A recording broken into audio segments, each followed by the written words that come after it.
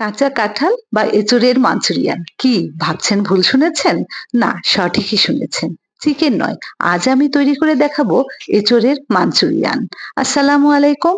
Cooking and knitting by Laboni পেজে আপনাদের স্বাগতম। এঁচোড়কে ভালোভাবে যদি রাখতে পারা যায় তাহলে খেতে একদম মাংসের মতো লাগে। তাই তো আমাদের পাশের দেশ কলকাতাতে এঁচোড়কে বলা হয় গাছের পাঠা। এটি খেলে আপনি বুঝতেই পারবেন না চিকেন না এঁচোড় খেয়েছেন। আমি বাড়িতে এটি বানিয়েছিলাম, সবাই খুব প্রশংসা করেছে। আপনারাও ট্রাই করুন। চলুন তাহলে শুরু করা যাক।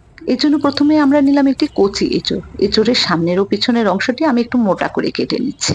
এরপর এঁচোড়গুলোকে আমি একটু ডুমো ডুমো শেপে কাটছি। দেখুন ঠিক এইরকম ডুমো ডুমো শেপ দিয়ে আমি এঁচোড়গুলোকে কেটে নিলাম। এর সঙ্গে যা লাগছে পেঁয়াজ, লাল ও সবুজ ক্যাপসিকাম। আমাদের এবার এঁচোড়গুলোকে ভাপিয়ে নিতে হবে। এই জন্য একটি পাত্রে পানি দিয়ে এর মধ্যে এঁচোড়, লবণ ও হলুদ দিয়ে ভালোভাবে মিশিয়ে ভাপিয়ে নিব।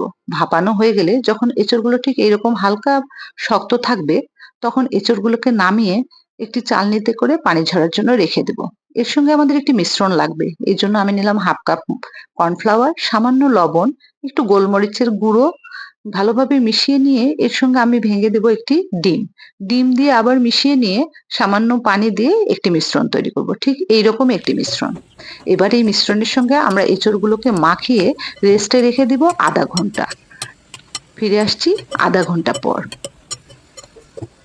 এবার একটি পাত্রে তেল দিয়ে তেলটি যখন গরম হয়ে আসবে তখন এঁচড়গুলোকে একটি একটি করে এইভাবে ছেড়ে দিব যাতে একটির গায়ে আরেকটি লেগে না যায়। এঁচড়গুলোকে এভাবে ছাড়ার পরে যখন গোল্ডেন কালার আসবে ঠিক এইরকম কালার তখন এঁচড়গুলোকে তুলে আমি একটি পাত্রে করে এক সাইডে রেখে দিচ্ছি। এবার আমরা এঁচড়গুলো রান্না করব। এবার আমরা ওই তেলে আদা ও রসুন বাটা দিয়ে সামান্য নেড়ে এর সঙ্গে পেঁয়াজ ও ক্যাপসিকাম গুলো অ্যাড করে নিব। হালকা নেড়ে চেড়ে এর সঙ্গে অ্যাড করব আমরা কাঁচামরিচ বাটা।